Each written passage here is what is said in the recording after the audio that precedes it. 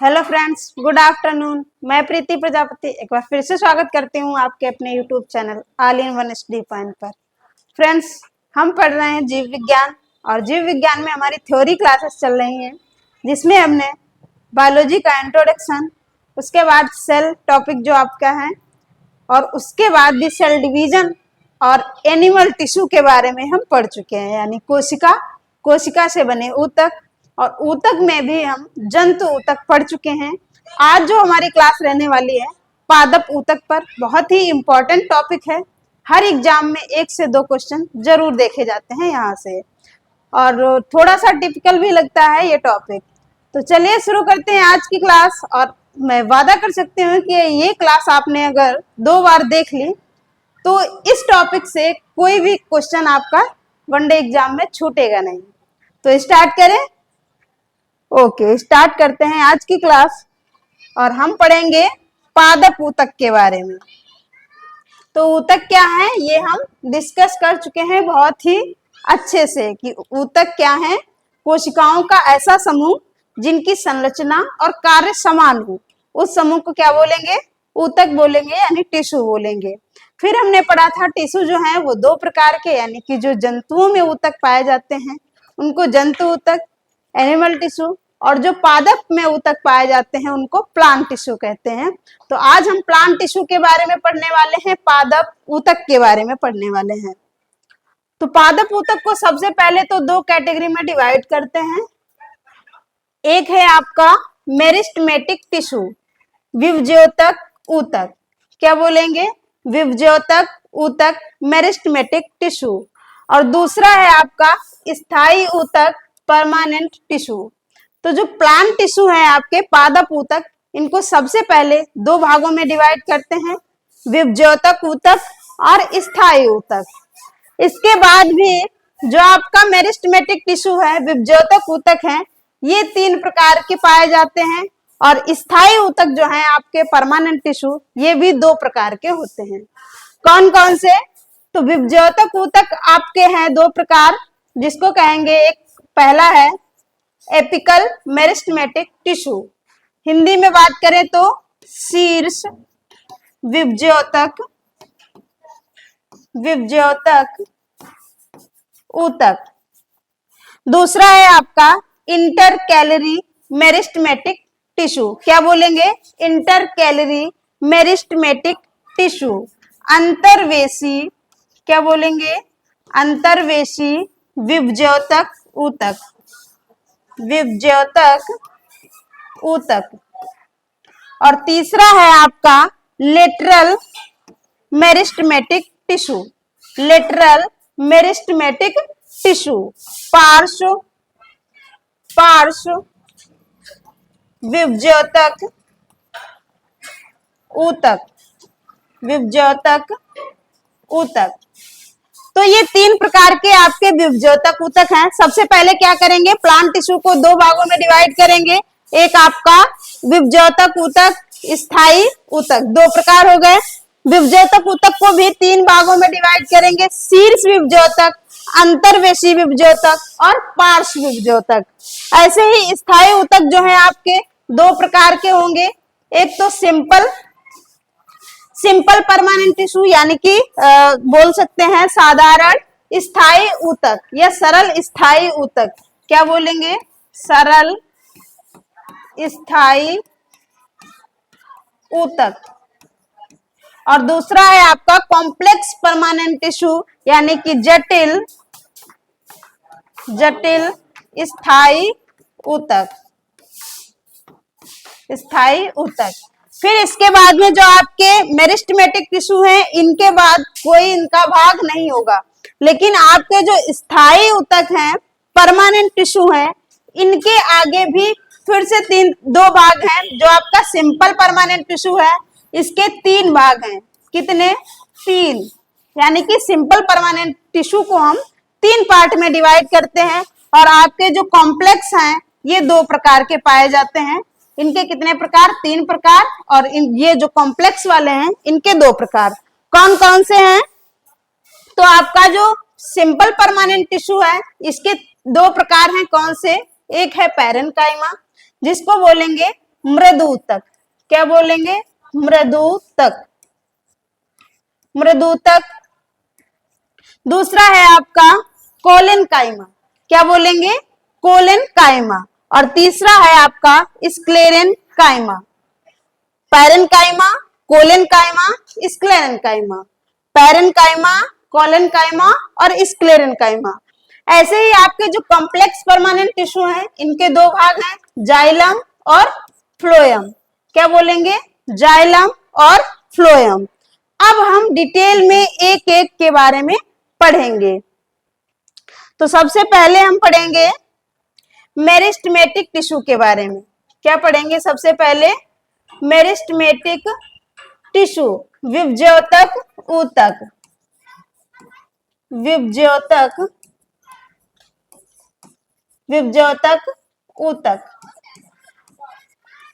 क्या होते हैं विभज्योतक ऊतक? तो इन ऊतकों की कोशिकाएं विभाजित होती रहती हैं। जो आपके मेरिस्टेमेटिक टिश्यू हैं, इनमें जो कोशिकाएं पाई जाती हैं वो हमेशा डिवाइड होती रहते हैं, यानी विभाजित होती रहती हैं। 1 से 2, 2 से 4, इस तरीके से कोशिकाएं बढ़ती रहती हैं, कोशिकाओं की संख्या बढ़ती रहती है। तो ये क्या काम कराएंगे? वृद्धि और विकास कराते हैं। पादपों में क्या कराएंगे? वृद्धि और विकास, ग्रोथ एंड डेवलपमेंट का काम करते हैं। कौन से टिश्यू? तो आप बताएंगे मेरिस्टेमेटिक टिश्यू। पादप में कौन से ऊतक वृद्धि और विकास कराते हैं? तो आपका जवाब होना चाहिए मेरिस्टेमेटिक टिश्यू, विभज्योतक ऊतक। आगे है पौधे की मरम्मत भी कराते हैं। जैसे मान लिया, जैसे मनुष्यों में क्या होता है, चोट लग जाती है और घाव हो, धीरे धीरे क्या होता है, घाव भर जाता है, स्किन जैसी थी वैसी आ जाती है। तो वो ऐसा क्यों होता है? क्योंकि वहां पर सेल डिवीजन होता रहता है। जहां की कोशिकाएं नष्ट हो गई थी, जिस अंग की, जिस पार्ट की, वहां पर सेल डिवीजन होता रहता है, यानी कोशिकाएं और नई कोशिकाएं बनती रहती हैं, तो वो घाव भर जाता है। ऐसे ही पादपों में भी कहीं पर भी मान लिया उनको घाव हो गया है पादपों को, तो वहां पर भी क्या होगा? सेल डिवीजन होगा। और सेल डिवीजन किसमें होता है? तो आप बताएंगे मेरिस्टेमेटिक टिश्यू में, विभज्योतक ऊतक में। तो घाव भरने में यानी मरम्मत में कौन से ऊतक सहायक होंगे? तो आप बताएंगे विभज्योतक ऊतक। आगे है, इनके भाग हम पढ़ेंगे। तो याद रखेंगे, जो आपके विभज्योतक ऊतक में कोशिकाएं जो विभाजित होती हैं, यहाँ पर जो कोशिका विभाजन होता है, कोशिका विभाजन, कोशिका विभाजन, कौन सा कोशिका विभाजन होता है? तो आप बताएंगे समसूत्री विभाजन, समसूत्री विभाजन, जिसे बोलते हैं माइटोसिस। क्या बोलेंगे? माइटोसिस होता है, माइटोसिस होता है। पादपों में पूछा जाए कि कौन सा विभाजन होता है, कौन सा कोशिका विभाजन होता है, तो आप बताएंगे समसूत्री विभाजन, माइटोसिस। और कौन से ऊतकों में होता है? तब आप बताएंगे विभज्योतक ऊतक में होता है। और अगर पूछा जाता है कि पादप में मरम्मत करने में कौन से टिश्यू काम आते हैं, तब भी आपका जवाब होना चाहिए मेरिस्टेमेटिक टिश्यू। समसूत्री विभाजन क्या होता है, यानी माइटोसिस क्या होता है? तो ऐसा विभाजन जिसमें कोशिकाओं में, यानी कि जो पेरेंट सेल हो और उसके बाद जो नई सेल बनेगी, उनमें गुणसूत्रों की संख्या समान हो। क्या बोलेंगे? गुणसूत्रों की संख्या समान हो। इसको हम 2n डिवीजन भी बोलते हैं। क्या बोलेंगे? 2n division. जो आपका समसूत्री विभाजन है, इसे 2n डिवीजन भी कहते हैं, क्योंकि इसमें गुणसूत्रों की संख्या पेरेंट सेल के समान होती है। यानी कि जो पेरेंट सेल और डॉटर सेल होती हैं, इनमें गुणसूत्रों की संख्या समान होती है। बाकी ये टॉपिक हम बहुत ही अच्छे से पिछले वीडियो में कवर कर चुके हैं। यदि आपने वो क्लास नहीं देखी है तो जरूर देखिएगा। आगे बढ़ते हैं। जो हमारा मेरिस्टेमेटिक टिश्यू है, विभज्योतक ऊतक है, इसके पार्ट पढ़ेंगे, यानी कितने प्रकार के होते हैं मेरिस्टेमेटिक टिश्यू। तो आपका पहला है एपिकल मेरिस्टेमेटिक टिश्यू, शीर्ष विभज्योतक ऊतक। शीर्ष का मतलब क्या होता है? शीर्ष का मतलब होता है टॉप। तो ऐसे ऊतक जो पौधे के टॉप स्थान पर पाए जाते हैं, यानी ऊपरी स्थान पर पाए जाते हैं। मान लिया ये कोई ऐसे पेड़ हो गया और पेड़ में शीर्ष स्थान पे, यानी कि जहां से वृद्धि हो रही है पेड़ के पत्ती या फिर तने की, इस तरीके से, तो यहाँ पर जो कोशिकाएं, जो ऊतक होंगे वो कौन से होंगे, तो शीर्ष विभज्योतक ऊतक होंगे। और इन्हीं में सेल डिवीजन होगा। सेल डिवीजन होकर के ये क्या करेगा, पौधा बड़ा हो जाएगा। इसी तरीके से जड़ों के शीर्ष में भी, जो जड़ें इधर ऐसे ऐसे बढ़ रही हैं, यहाँ भी कौन से ऊतक होंगे, तो आप बताएंगे शीर्ष विभज्योतक ऊतक होंगे, एपिकल मेरिस्टेमेटिक टिश्यू होंगे। तो पौधे के शीर्ष भाग में कौन से ऊतक पाए जाते हैं, तब आप बताएंगे शीर्ष विभज्योतक ऊतक पाए जाते हैं। लिखा है पौधे के जड़, यानी कि जड़ का जो टॉप वाला हिस्सा है जिधर की ओर जड़ बढ़ रही है उसमें, और तने व शीर्ष भाग में उपस्थित होते हैं। तने के भी शीर्ष भाग में, पत्तियों के भी शीर्ष भाग में कौन से ऊतक होंगे, तो आप बताएंगे शीर्ष विभज्योतक ऊतक, यानी एपिकल मेरिस्टेमेटिक टिश्यू होते हैं। क्या काम कराते हैं, तो लंबाई में वृद्धि कराते हैं, यानी पेड़ को लेंथ प्रदान करते हैं। पेड़ कितना लंबा हो रहा है, तो किसकी वजह से, शीर्ष विभज्योतक ऊतक की वजह से। अगला है हमारा नंबर 2, इंटरकैलरी मेरिस्टेमेटिक टिश्यू, अंतर्वेशी विभज्योतक ऊतक। क्या बोलेंगे, अंतर्वेशी विभज्योतक ऊतक। यहाँ पर नोड लिखा हुआ है, नोड या गांठ में पाए जाते हैं। जो आपके अंतर्वेशी विभज्योतक ऊतक हैं, ये कहाँ पाए जाएंगे, नोड में। नोड क्या होता है, जैसे ये कोई पत्ती एक तने से जुड़ी हुई है, तो आपने देखा होगा जहां पर पत्ती तने से जुड़ी होती है वहां पर एक छोटी सी गांठ सी दिखाई देती है, मोटा मोटा सा भाग, तो वहां पर ही आपके पाए जाते हैं इंटरकैलरी मेरिस्टेमेटिक टिश्यू, अंतर्वेशी विभज्योतक ऊतक। जहां पर तने और पत्ती को जो जोड़ कर रखने वाला भाग होता है, वहां पर एक गांठ सी दिखाई देगी, उसे बोलते हैं नोड, और उसी नोड में आपके पाए जाते हैं अंतर्वेशी विभज्योतक ऊतक। आगे बढ़ते हैं नेक्स्ट पेज पर। अगला है नंबर 3, विभज्योतक ऊतक में लेटरल मेरिस्टेमेटिक टिश्यू। क्या बोलेंगे, लेटरल मेरिस्टेमेटिक टिश्यू, पार्श्व विभज्योतक ऊतक, पार्श्व विभज्योतक ऊतक, पार्श्व विभज्योतक ऊतक। ये कहाँ पर पाए जाते हैं, तो लिखा है पौधे की चौड़ाई में वृद्धि कराते हैं। जैसे कि ये कोई पेड़ था और ये थी आपकी जड़ें और ये थी आपकी पत्तियां, इस तरीके से कोई शाखा थी और शाखा में इस तरीके से ब्रांच में पत्तियां लगी थी। तो शीर्ष भाग में कौन से होंगे, एपिकल मेरिस्टेमेटिक। क्या बताएंगे, एपिकल मेरिस्टेमेटिक टिश्यू। उसके बाद में नोड में कौन से होंगे, तो आप बताएंगे इंटरकैलरी मेरिस्टेमेटिक टिश्यू। शीर्ष विभज्योतक ऊतक कहाँ होंगे, पेड़ के शीर्ष में, जो कि क्या काम कराएंगे, लंबाई प्रदान कराते हैं, यानी कि किसी भी पेड़ को लंबाई में सहायक होते हैं। दूसरा है आपका इंटरकैलरी, जो कि नोड में उपस्थित होते हैं। नोड मतलब जहां से किसी तने से जो आपकी पत्ती जुड़ी होती है, वो वाला भाग क्या कहलाता है, नोड कहलाता है, और वहां पर होते हैं अंतर्वेशी विभज्योतक ऊतक। इसके बाद आपके लेटरल यानी पार्श्व वाले कहाँ होंगे, तो जो तना है, आप देखते हैं तना पतला होता है, उसके बाद मोटा होता चला जाता है। तो पेड़ को चौड़ाई प्रदान करने का मतलब उसको मोटाई देने का काम कौन करेगा, तो आपके पार्श्व विभज्योतक ऊतक करेंगे। आप कह सकते हैं जो तने का हिस्सा होता है, यहाँ पर होंगे आपके पार्श्व विभज्योतक ऊतक। तो शीर्ष में शीर्ष विभज्योतक, नोड में अंतर्वेशी विभज्योतक, और तने की जो मोटाई होती है, जो मोटाई बढ़ रही है, ये कौन से ऊतक की वजह से, तो आप बताएंगे आपका है लेटरल मेरिस्टेमेटिक टिश्यू, पार्श्व विभज्योतक ऊतक। इस तरीके से विभज्योतक ऊतक के भाग थे, जो कि क्या करते हैं, सेल डिवीजन करते रहते हैं, हमेशा कोशिका विभाजन करते रहते हैं। इसके बाद आता है आपका स्थायी ऊतक। अभी तक क्या था, जो ऊतक यानी जिन ऊतकों में कोशिकाएं विभाजित होती रहती थी, उनको हमने कहा विभज्योतक ऊतक। उसके बाद में एक स्टेज ऐसी आती है जब विभज्योतक ऊतक में जो कोशिकाएं थी विभाजन करना बंद कर देती हैं। तब क्या होता है, वही ऊतक क्या कहलाते हैं, परमानेंट बन जाते हैं, आपके स्थायी बन जाते हैं, तो हम उनको नाम देते हैं स्थायी ऊतक, परमानेंट टिश्यू। क्या बोलेंगे कि जो विभज्योतक ऊतक में कोशिकाएं थी, विभाजित हो रही थी, जब तक वो विभाजित होती रहेंगी तब तक हम उनको बोलेंगे विभज्योतक ऊतक। जैसे ही विभाजन करना बंद कर देंगे उस ऊतक को हम बोलेंगे परमानेंट टिश्यू, स्थायी ऊतक, क्योंकि इसमें जो कोशिकाएं हैं वो विभाजन नहीं करती। लिखा है आगे, विभज्योतक कोशिकाएं विभाजन करना बंद कर देती हैं, तो ऐसे ऊतक को क्या बोलेंगे? परमानेंट टिश्यू या स्थायी ऊतक बोलेंगे। ऐसी कोशिकाओं का समूह स्थायी ऊतक कहलाता है। कैसी? जिनमें कोशिका विभाजन होना बंद हो जाता है।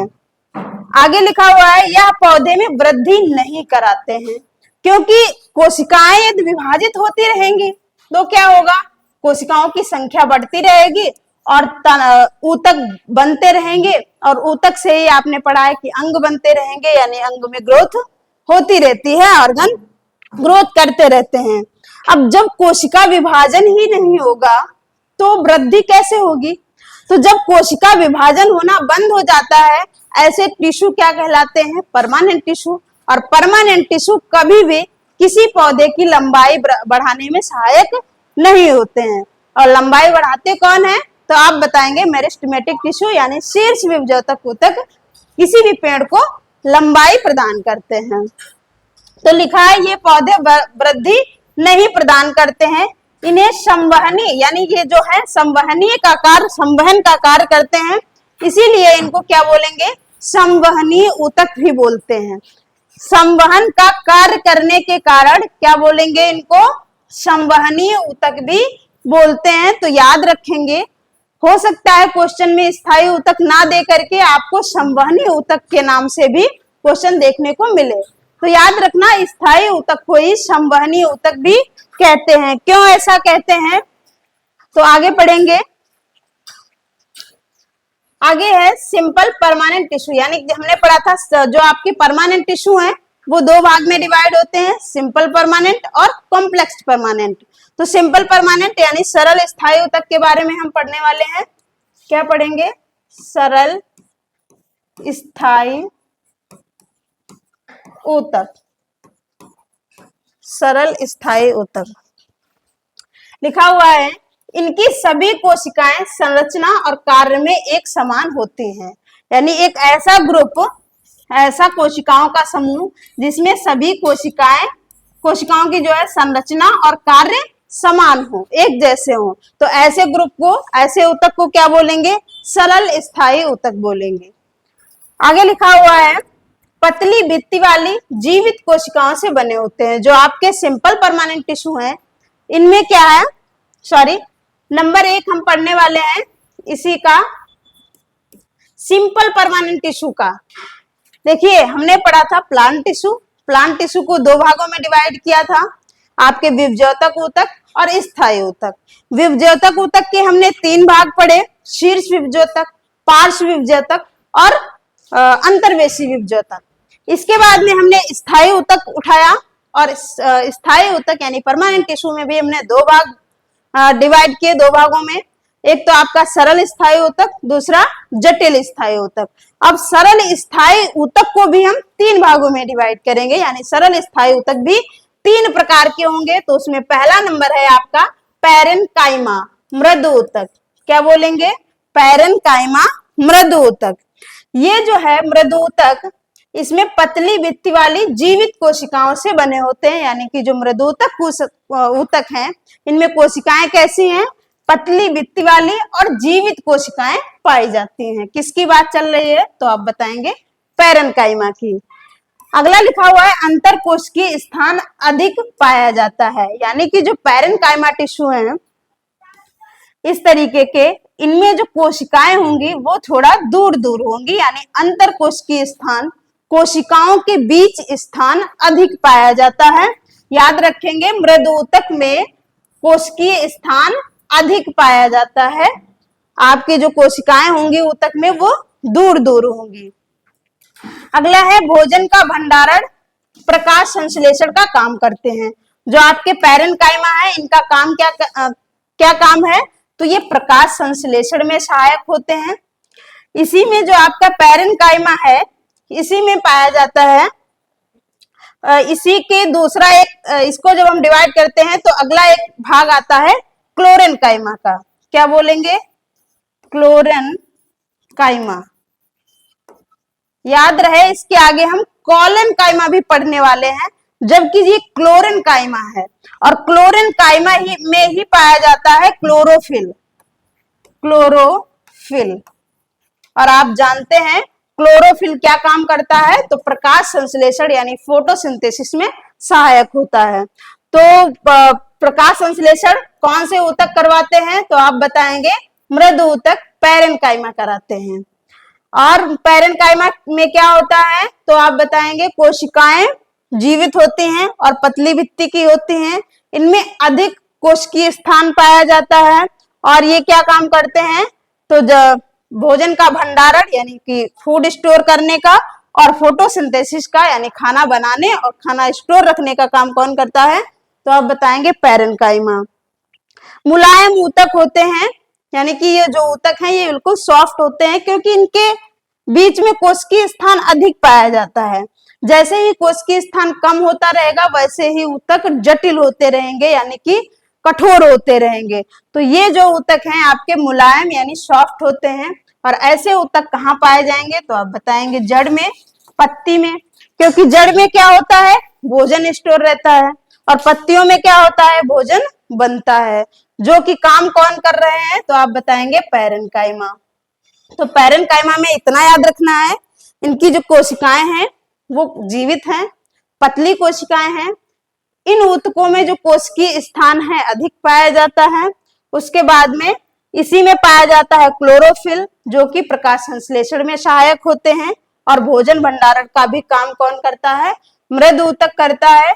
मुलायम ऊतक होते हैं, कहाँ पाए जाते हैं? जड़ और पत्ती में पाए जाते हैं। ये आप सरल स्थायी ऊतक का पहला भाग हो गया पैरेन्काइमा, जिसको बोलते हैं मृद ऊतक। अगला है हमारा भाग 2 स्थायी ऊतक का, स्थूल कोण ऊतक कॉलेन्काइमा। अभी पिछले पेज पे हमने पढ़ा था क्लोरेन्काइमा, जो कि पैरेन्काइमा का ही एक भाग था, जहां पर प्रकाश संश्लेषण की क्रिया होती है। वहां पर वो क्लोरेन्काइमा ऊतक थे। ये है आपके कॉलेन्काइमा। कॉलेन्काइमा स्थूल कोण ऊतक। इसमें क्या है? कोशिका भित्ति सेलुलोज और पेक्टिन की बनी होती हैं। पौधे को लचीलापन प्रदान करते हैं। जो आपके स्थूल कोण ऊतक हैं, इससे पहले हमने पढ़ा पैरेन्काइमा, उनका काम क्या था? भोजन बनाना और भोजन स्टोर करना। ये है आपका कॉलेन्काइमा, इसका काम क्या है? पौधे को लचीलापन प्रदान करना। मान लिया ये अगर ना हो तो क्या होगा? हवा जरा सी चलेगी तो पेड़ टूट जाएंगे, वो झुकेंगे नहीं। आपने देखा होगा आंधी आती है या फिर हवा चलती है तो बड़े पेड़ टूट जाते हैं, लेकिन छोटे पेड़ झुक जाते हैं, टूटते नहीं है, क्योंकि उनमें कॉलेन्काइमा अधिक होता है। यानी कि जो आपके स्थूल कोण ऊतक हैं ये अधिक पाए जाते हैं, जो कि पौधे को लचीलापन प्रदान करते हैं और हवा चलने पर पेड़ लच जाते हैं, झुक जाते हैं। अगला है इनकी कोशिकाएं जीवित लंबी होती हैं, यानी कि इनकी जो कोशिकाएं इनकी भी जीवित होती हैं। पैरेन्काइमा की भी कोशिकाएं जीवित थी। इसका मतलब आगे जो भाग आएंगे उसमें कोशिकाएं मृत भी होंगी। तो याद रखेंगे जो आपके कॉलेन्काइमा और पैरेन्काइमा में कोशिकाएं जीवित पाई जाती हैं। आगे लिखा है कोशिकाओं के बीच रिक्त स्थान कम होता है या फिर कहें बहुत ही कम होता है। इससे पहले हमने पढ़ा पैरेन्काइमा जिसमें कोशिकीय स्थान अधिक था, और अब पढ़ रहे हैं कॉलेन्काइमा जिसमें कोशिकीय स्थान बहुत ही कम होता है। आगे बढ़ते हैं, काम क्या करते हैं ये कॉलेन्काइमा? तो लचीलापन प्रदान करते हैं। अगला है तीसरा नंबर सरल स्थायी ऊतक का, सिंपल परमानेंट टिश्यू का। दृढ़ ऊतक स्क्लेरेन्काइमा। क्या बोलेंगे? स्क्लेरेन्काइमा दृढ़ ऊतक। जैसा कि नाम से ही लग रहा है दृढ़ मतलब होता है मजबूती। तो इनका काम क्या होता है? पौधे को कठोरता और मजबूती प्रदान करना।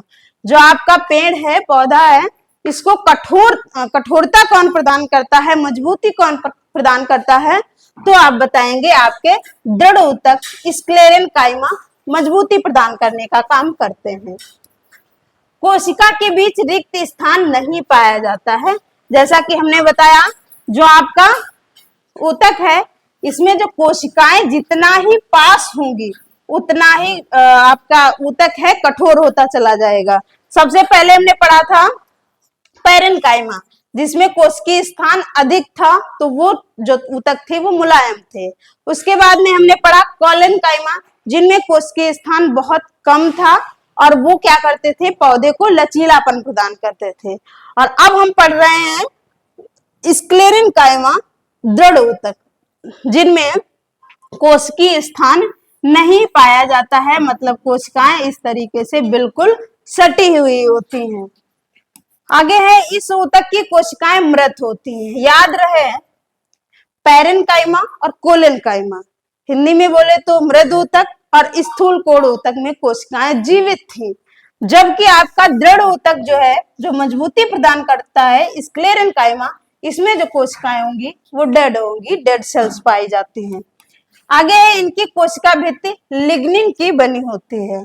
जो आपके स्क्लेरेनकाइमा है, इसमें कोशिकाएं जो होंगी उनकी कोशिका भित्ति काहे की बनी होगी, सेलुलोज के साथ में लिग्निन भी होगा। जबकि कोलेनकाइमा में क्या था, सेलुलोज के साथ पेक्टिन नामक पदार्थ था। आगे कहाँ पाए जाते हैं, तो आप बताएंगे बीजों फलों के कठोर आवरण में। आपने देखा होगा कोई ऐसे बीज होते हैं, ऐसे फल होते हैं जिनका जो आवरण होता है बाहर का वो बहुत ही कठोर होता है, जैसे कि अखरोट हो गया, नारियल का बाहरी हिस्सा हो गया। तो ऐसे आवरण में कौन सी सेल्स होती हैं, मृत सेल्स होती हैं। ऊतक कौन से होंगे, तो आप बताएंगे स्क्लेरेनकाइमा दृढ़ ऊतक पाए जाते हैं। देखा होगा इतना कठोर होता है, तो कठोरता प्रदान करने का काम किसका होता है, तो आपके स्क्लेरेनकाइमा में होता है। एपिडर्मिस परत में पाए जाते हैं, मतलब ये जो आपके स्क्लेरेनकाइमा है ये सबसे बाहरी भाग में, यानी कि पौधे या बीज या फिर फल के सबसे बाहरी आवरण में एपिडर्मिस में पाए जाते हैं। आगे बढ़ते हैं, अगला है जटिल स्थायी ऊतक। इससे पहले हमने क्या पढ़ा था, सरल स्थायी ऊतक। ये दोनों स्थायी ऊतक के ही भाग थे, सरल स्थायी ऊतक और जटिल स्थायी ऊतक। सरल स्थायी ऊतक में हमने 3 पार्ट पढ़े, पैरेन्काइमा, कोलेनकाइमा और स्क्लेरेनकाइमा। और अब हम पढ़ने वाले हैं जटिल स्थायी ऊतक, कॉम्प्लेक्स परमानेंट टिश्यू। इसमें क्या होता है, एक से अधिक प्रकार की कोशिकाओं से बने ऊतक होते हैं।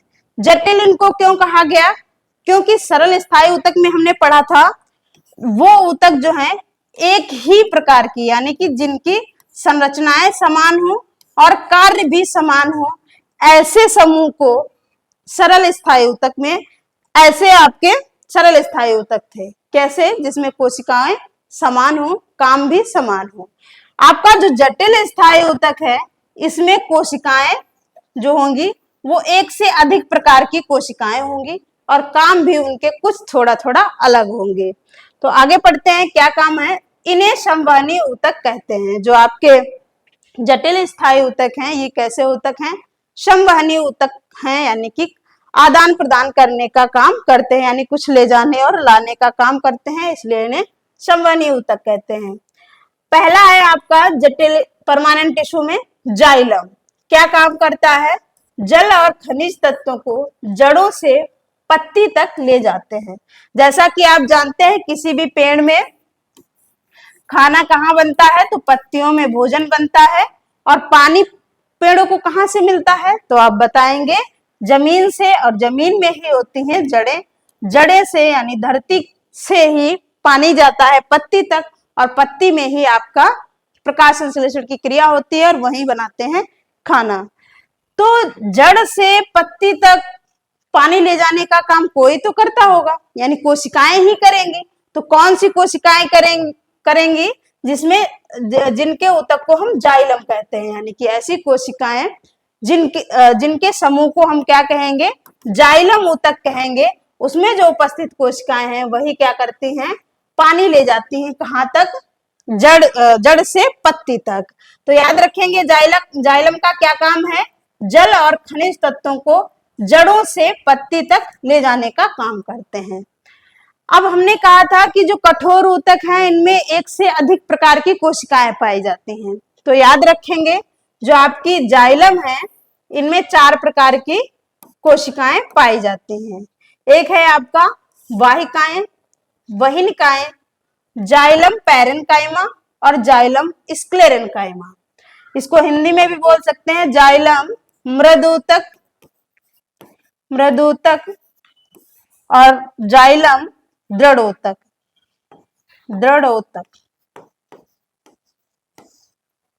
तो ये 4 प्रकार की कोशिकाएं थी आपकी जाइलम ऊतक में। कौन कौन सी? वाहिकाएं, वहिनिकाएं, जाइलम पैरेन्काइमा यानी जाइलम मृदूतक और जाइलम दृढ़ोतक या जाइलम स्क्लेरेन्काइमा। ये आपकी जाइलम की 4 प्रकार की कोशिकाएं हैं।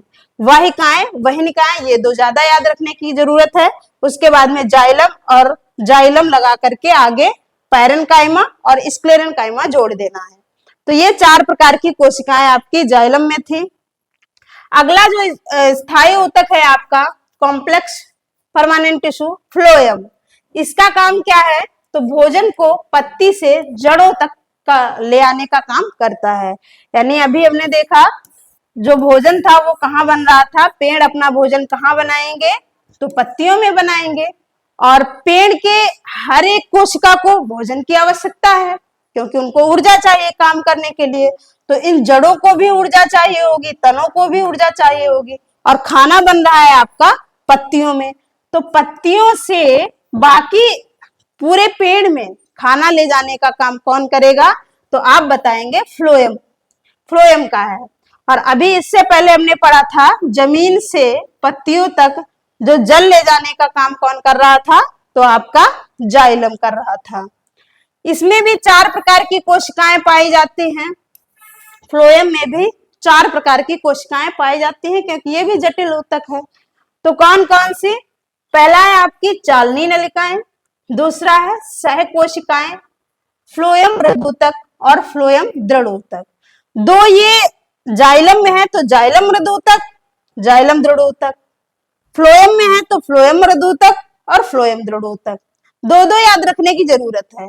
जाइलम में वहिकाएं और वहिनिकाएं थी और इसमें आपकी फ्लोएम में चालनी नलिकाएं और सह कोशिकाएं 2 प्रकार की ये इसमें अलग से याद रखनी है। बाकी 2 फ्लोएम और जाइलम लगा के मृदूतक और आपका दृढ़ोतक जुड़ जाएगा बस। तो ये आज का हमारा जो टॉपिक था प्लांट टिश्यू वाला यहाँ पर समाप्त होता है। आई होप आपको पूरा समझ में आया होगा। अगर एक बार में समझ में नहीं आता है तो एक बार फिर से क्लास को देखेंगे तो पूरा चैप्टर अच्छे से समझ में आएगा और वनडे एग्जाम का कोई भी क्वेश्चन छूटने वाला नहीं है। तो यहाँ पर आपका प्लांट टिश्यू यानी पादप ऊतक का चैप्टर जो है फिनिश होता है। वीडियो अच्छा लगे तो कमेंट बॉक्स में एक अच्छा सा कमेंट जरूर करें। Thank you.